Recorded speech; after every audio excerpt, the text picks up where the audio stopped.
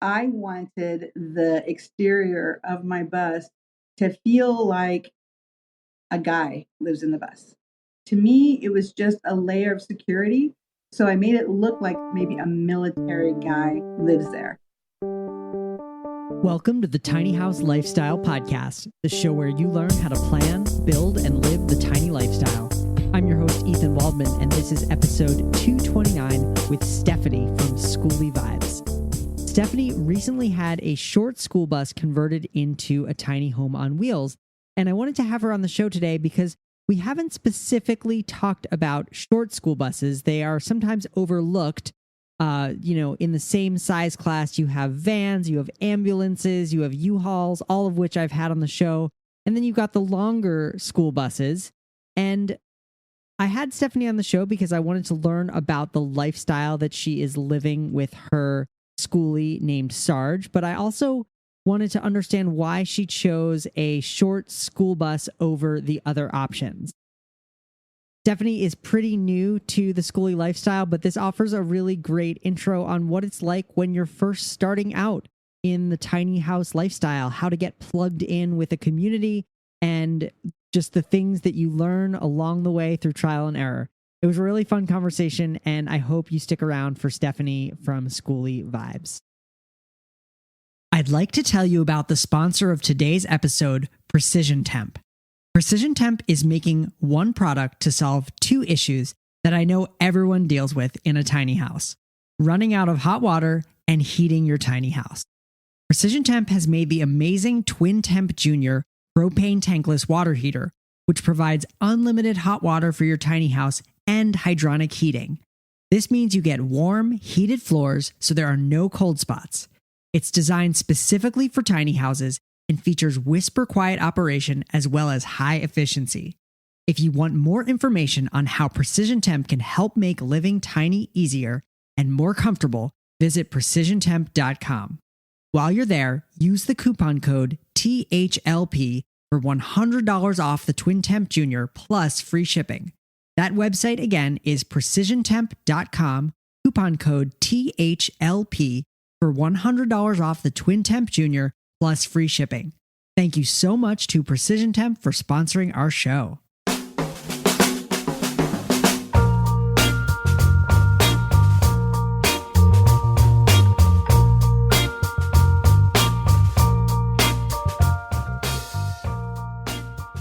All right, I am here with Stefanie from Skoolie Vibes. Stefanie recently had a short school bus converted into a little home on wheels, aka a schoolie. She has always said when she retires, she's going to buy an RV and travel around this beautiful country of ours. But with all the remote jobs these days, she figured, why wait for retirement? Why not do it now?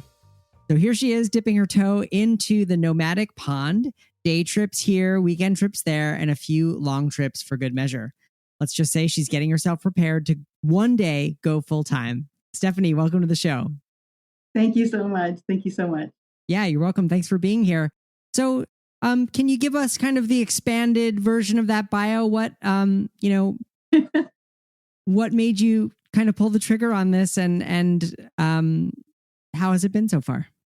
Well, okay, so working a regular 9 to 5, and then I've always been interested in traveling with RVs. And again, like I said, I wanted to do this when I retire. And once the pandemic hit, it kind of put everybody in that lockdown, and we were all kind of forced to work from home. And it's like, okay, you know what? We can actually do this. We can really function. I can still have that paycheck, and I can still go out there and I can explore. So then I thought, why wait? Why wait? And so I decided, you know what? I've been wanting to do this. I've been researching it. I've been studying it. I've been following a lot of people on YouTube, and what they display in their daily life of how they have so much fun, so much adventure, and everything is really positive because they're following their heart and doing what they want. And it's a sense of freedom. And they're just so happy. Now, I'm not saying that, they romanticize the idea of living in a van or a school bus, but because they would show the bad just as well as the good. And, it's just reality. Even if you have a sticks and bricks home, there's going to be bad with that. Things happen. So it was just something I was really drawn to. And because we were in this lockdown situation, I decided, you know what? I'm going to do it. I'm not going to wait. I can start doing this now. And the fact that I did it and I only had the vehicle like maybe about a month, and I jumped into an event at Del Mar Fairgrounds here in San Diego, and I was in the Tiny Fest event, and I met a ton of people, and it's just everyone just like exudes this happiness, and there's joy and adventure, and it's like that's going to be me here. I'm just starting out. I'm in this event. I've got my rig. That's going to be me, and it certainly has been me since I got the bus. Nice. It really truly has. And so how long have you owned the bus now at this point? Since the beginning of February, so about 6 months. Okay, so not all that long, but you've managed to. No, I'm still very new. Okay. And are you living? You're not living on the bus full time yet, or No, do you plan not to yet. ever live on it full time? Yes, that is the plan. Nice. For sure. I designed it to be like a home. I wanted it to look and feel like a home. And a lot of buses, you'll see that all of the windows are exposed. But with my rig, I have a lot of walls. A lot of those windows are walled up. Okay. And they're insulated. And I just have like maybe a window over my kitchen sink and then a window over my sofa. So it feels very much like a home. It doesn't feel like a fishbowl with all the windows. And I feel very safe in it. I feel very secure. It just feels like maybe like a little studio apartment. So yeah, the idea is to eventually live in it. Nice. What are some of the special features that you kind of designed in order to help support that full-time life? Okay, so I definitely have Simply Safe. That's going to keep me safe. The wall that's between the house and the cab. For those who don't know what Simply Safe is, can you just explain that a little bit? Oh, it's an online security system. Okay. So I have cameras strategically placed. Oh, wow. Around the bus, and little sensors on the windows. So if someone were to open, actually the door as well. So the door and the windows all have sensors on them. Wow. And so an alarm will go off, and then, Simply Safe is alerted. So that's definitely huge for me. Nice. Again, the wall that I have that's between the cab and the house, not only is it security, but it's also like a temperature control, because the back of the house is insulated so well that it keeps there's about a 10 to 15 degree difference between the front of the cab, because it's all windows. So it can get really hot, and the back, it's not as hot. It's going to be like a 10 to 15 degree cooler. Wow. Yeah. Yeah. And what you were mentioning, just the way that you've kind of blocked off a lot of the windows from the inside, it doesn't look like a bus on the inside as much as some other Skoolie build outs do, where you see that row of those windows, which are kind of unmistakably school bus windows. Correct. And yeah, I like that look, but for me as a single person, I definitely wanted that additional security. And it does it. Like when I'm in the bed, the whole bed area is like closed off, like as far as like walled up. And you feel kind of like you're like a little bit cocooned, or like in the back of a little cave. I feel very, very, very safe in there. Yep. And it does. And that's the thing that everybody says when they first take a look at my bus, is that it feels really homey.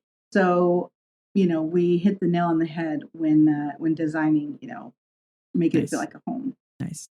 And so can you talk about some of the trips that you've done and some highlights of, how having, because anybody can take a trip and just go somewhere and stay in a hotel, but what has it been like kind of driving your home to these various places?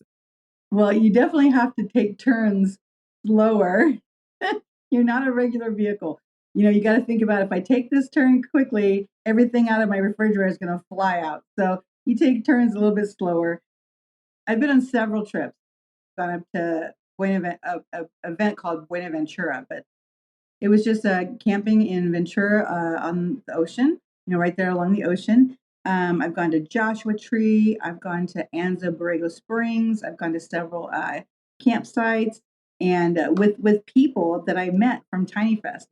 Everything just kind of catapulted from Tiny Fest. All the people I met, those are the ones that I'm traveling with, and Nice. then they bring friends, and we have like these meetups, and I get to know even more people, and it's just expanding my nomadic tribe. Yep. It's expanding.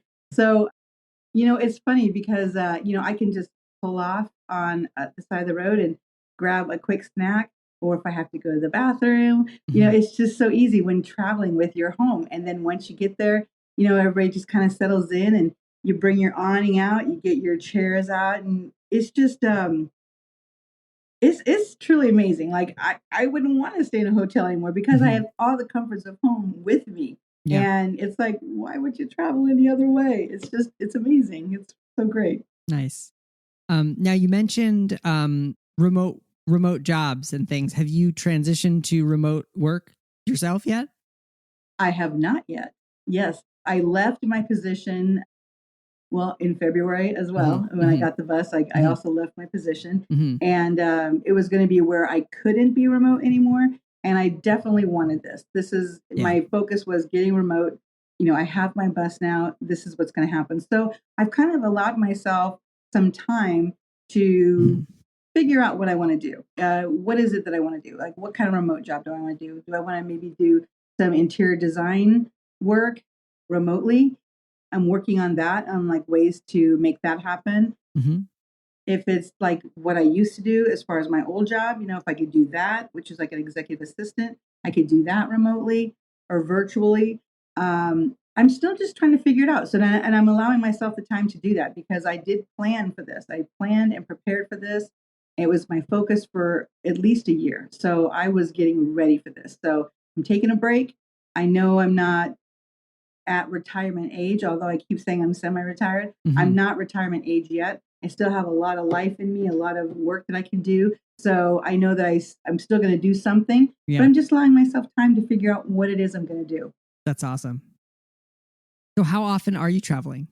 You know what? I was traveling about every 2 weeks, and that seemed to be real comfortable. And I would be gone anywhere from, say, 3-day weekends or like 4 or 5 days. And I'm just, again, all those different trips that I've been taking, that's what I'm doing. Sometimes it's just weekends. Sometimes it's during the week. It's whatever the group wants to do and what they can do. So, and lately I've been helping a friend build out her van. So she's building out her second van. Her first van is she built out, and now she's selling it. And now she's building out a second van. So I'm like, hey, I've got time on my hands. So let me help you. So here I am drilling, sawing, doing electrical work. I'm doing so much stuff, and I'm learning so much, and it's pretty amazing. So I've kind of been a little bit low key, but I have a couple of big trips coming up. That's awesome. So the name of your bus is Sarge, correct? Yes, it is. Where did the name come from? That was all another design element. I wanted the exterior of my bus to feel like a guy lives in the bus. So the exterior is a desert tan and black trim. And then I put Sarge on the name, on the top of the bus. It's on the back and then the front. And to me, it was just a layer of security. So I made it look like maybe a military guy lives there. Okay. And that's a military guy's bus. And it's worked. I've gone to a few places. My son will sometimes go with me. He's 19. He'll go with me sometimes. And we wanted to go see Slab City. And we decided, which is Salvation Mountain. And we decided, let's just go to the Salton Sea. We're pretty close. Let's just go there. So we went over there, and this area we pulled out in, there was a guy there camping, and he was ex-military. And we didn't want to get too close to him. You want to keep that comfortable distance. And when we finally did talk to him, he said, I was quite surprised to see you come out of that bus. He goes, I was expecting a military guy to get out. I'm like, thank you. That is exactly the way I designed it. That was intentional. I've had so many people say that. So to me, that is like the greatest compliment because that was intentional. And I tried to do that because don't mess with me. Right. And It's like, but they don't need to know that a female's in there, and the interior of the bus looks very feminine. It's all designed, and it's definitely the not masculine looking at all. But that was intentional. So yeah, that's why. And then when I kept thinking, I want a strong name like Sarge or Colonel, or I just kept coming back to Sarge, kept coming back to Sarge. And it's like, you know what? It's sticking. It's definitely the name. And people call me Sarge. They like, oh, hey, Sarge. That's awesome. That's awesome. Yeah. So it sounds like going to a van life or a tiny event has helped to really plug you in with the community, which I know is a big part of van life and Skoolie life, is kind of being able to meet others living that way, and then you can travel together and do kinds of things together. Absolutely. I got plugged in 100% from that moment I got there. I had a lady come up to me, and I was just, I was never been, and I pulled up and I parked where they told me to park, and then I was just going around and I was like kind of saying hi to people, and she thought that I was some kind of coordinator. She's like, "Oh, okay." She started talking to me, and I said, "No, it's my first time." And she's like, "Well, we're gonna be besties this weekend." And she took me around and showed me, a lot of things and introduced me to people, and I seriously got plugged in the moment I got there. And I'm telling you, I haven't had a negative experience at all, with this group, with this community. Not one. That's Everybody's awesome. so kind and so helpful, and they all have the same mindset, and they all want the same thing, and they want that freedom to come and go and to travel and live and experience life to the fullest. And when you're filled with that, how can you not just exude it? How can you not just, share it and take someone under your wing and say, come along, we got to show you what this is all about. And it's been amazing. It truly has. Yeah. I'd like to tell you a little bit more about the sponsor for today's show, Precision Temp. One of the hardest things about being in my tiny house in the winter is that the floors are really cold. And I could have solved that problem by adding more insulation, but the reality is that a tiny house on a trailer is always going to have cold floors, or much colder floors than you're used to if you are coming from a house that has a basement or is even built on a slab. So the Precision Temp Twin Temp Junior propane tankless water heater can actually help solve this problem, because you can install heated floors in your house, and you can do it with the same appliance that provides you with unlimited hot water. So the Twin Temp Junior really does solve two issues with one appliance, which, let's be honest, in a tiny house, space matters, cost matters, and just being more intentional. So you get to use one appliance for two purposes. Right now, Precision Temp is offering $100 off the Twin Temp Junior plus free shipping when you use the coupon code THLP at checkout. Head over to their website, precisiontemp.com, for more information on how Precision Temp can help make tiny living easier and more comfortable. And while you're there, be sure to use the coupon code THLP for $100 off the Twin Temp Junior plus free shipping. Thanks so much to Precision Temp for sponsoring our show. Why did you choose a Skoolie or a short bus versus like something like a Sprinter van or a U-Haul, or there are so many different, or an ambulance? There are so many different vehicles like in that size range. Why did you decide on a bus? Okay, 100%. Honestly, the cost. Okay. The cost of a cargo van is probably like $25,000, $30,000 more than what I got the bus for. And so it's like, and it's a little bit wider.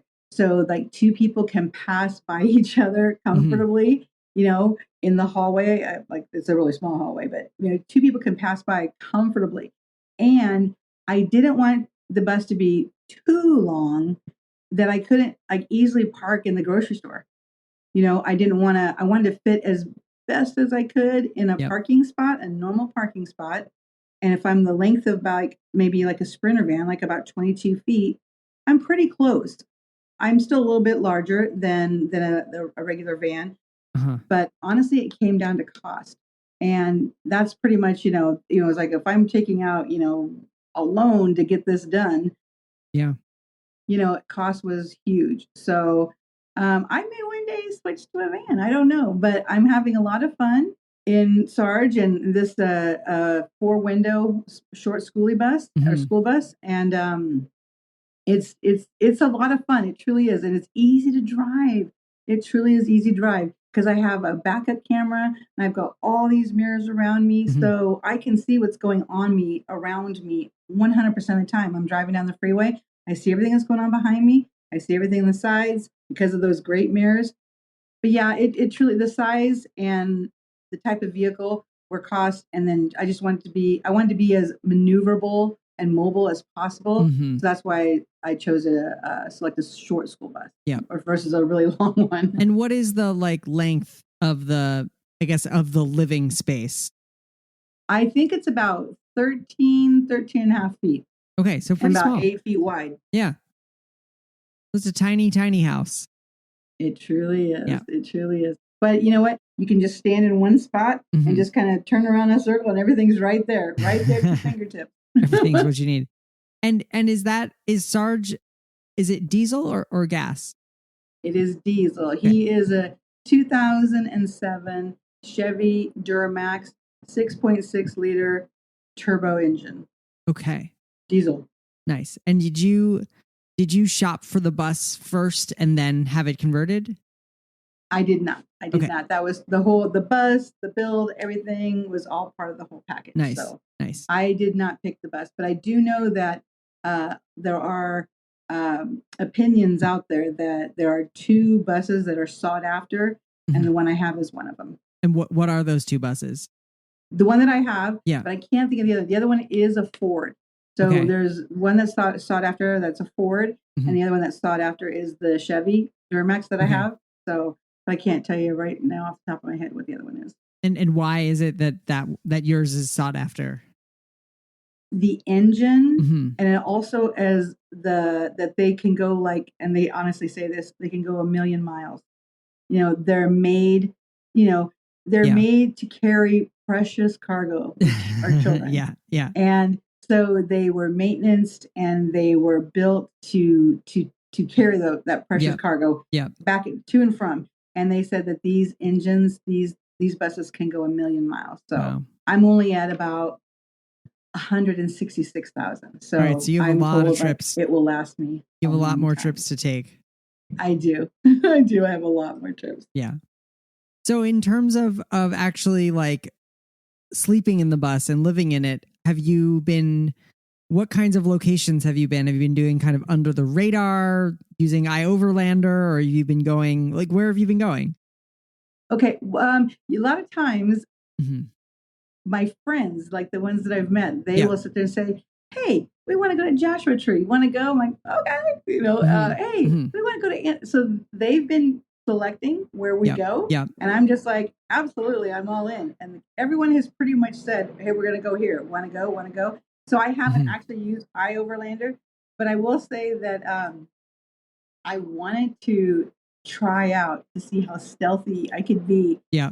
Here in San Diego. Yeah. So I have gone and just just pulled in quietly, maybe around 10 o'clock at night, just pulled into a parking spot on the street. And, I know my neighborhood. I know this area. I've been here a long time. So I'm like, there are areas I know that I could probably do it. So I go there and I just pull in and leave early in the morning and just be real stealth about it. Yeah. And I did get a knock one time because someone told me, and it was on iOverlander as well, that you could stay at this 24-hour fitness in their parking lot. So I decided, okay, I'm going to try it. But I had this gut feeling like I'm going to get a knock. Yeah. So I did it. You got the dreaded knock. I got the knock. Yeah. And I was like, I told the officer, I said, listen, I just got my bus and you know what? I live here. I'm local. I said, I'm just trying it out. I'm trying to see what I can and can't do. And they're like, well, we don't care.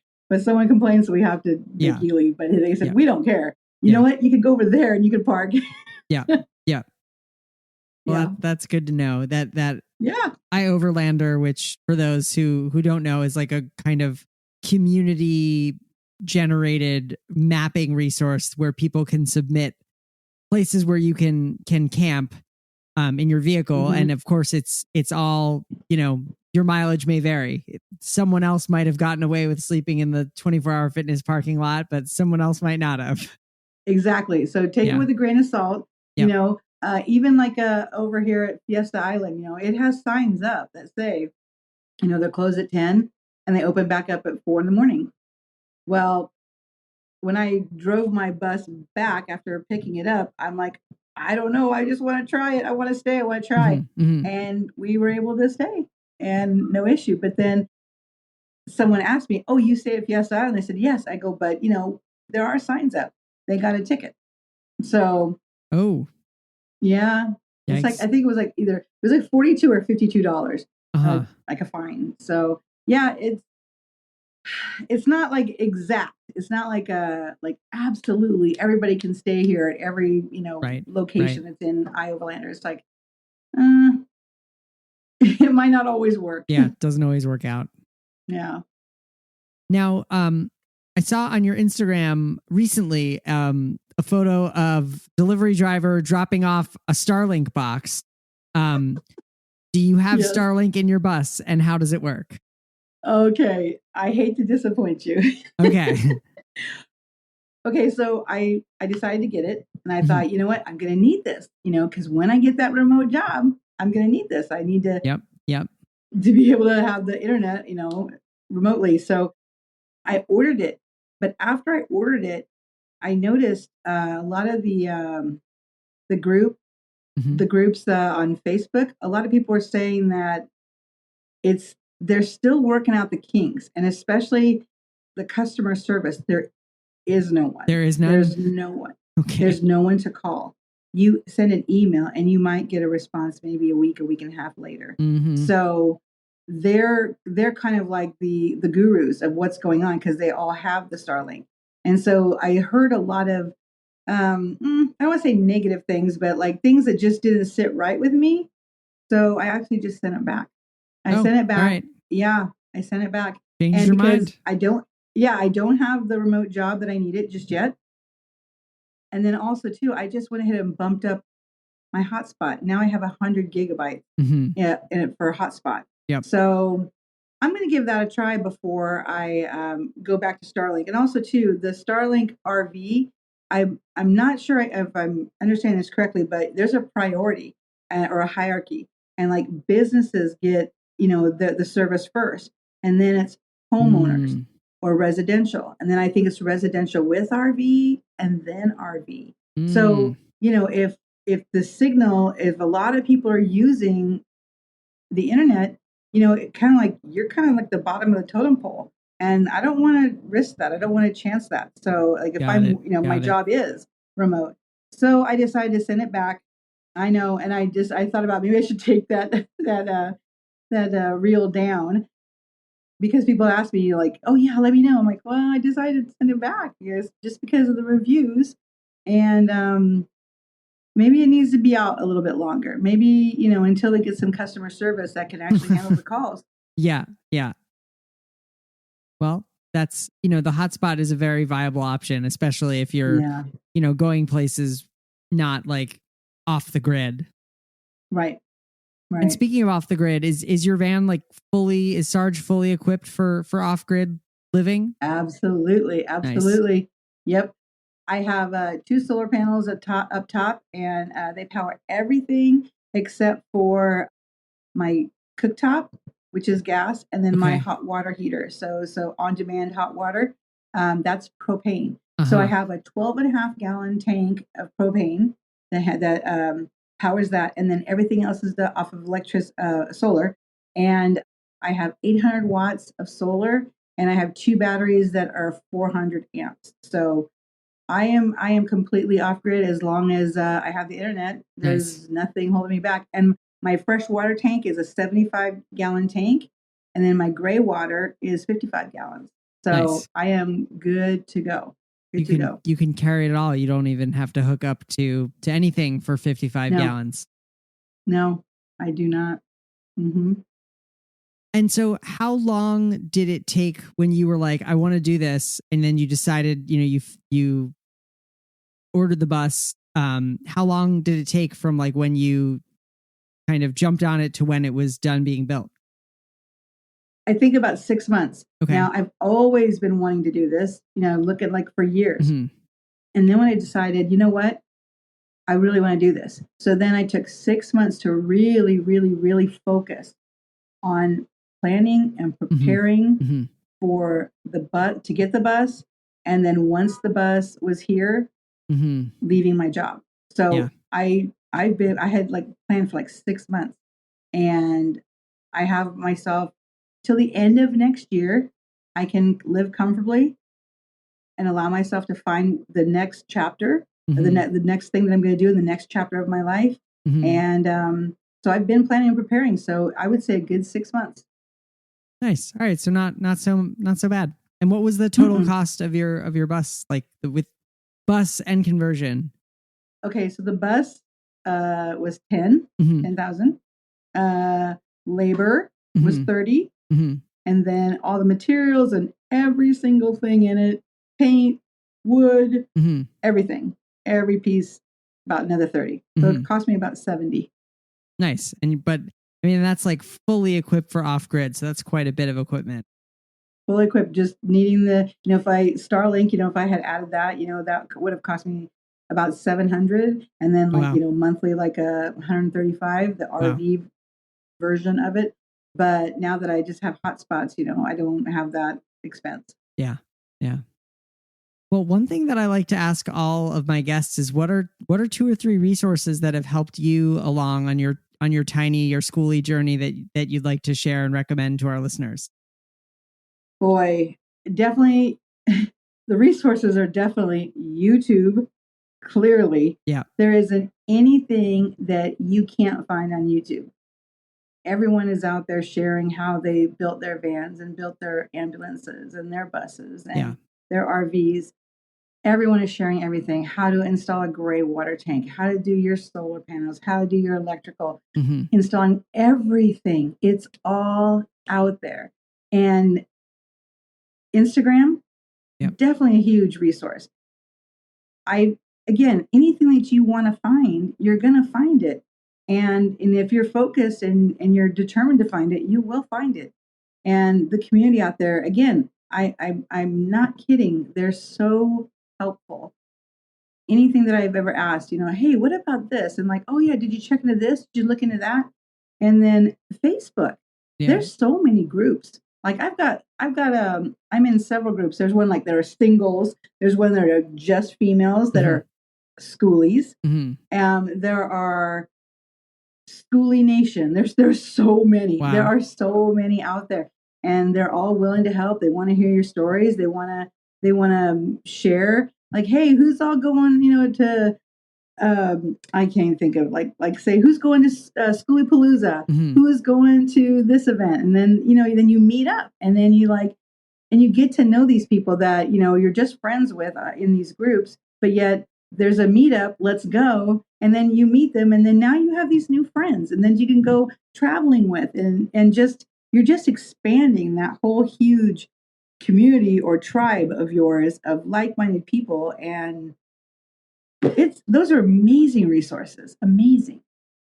Fantastic. Well, Stefanie with Skoolie Vibes, thank you so much for being a guest on the show today. This was really fun.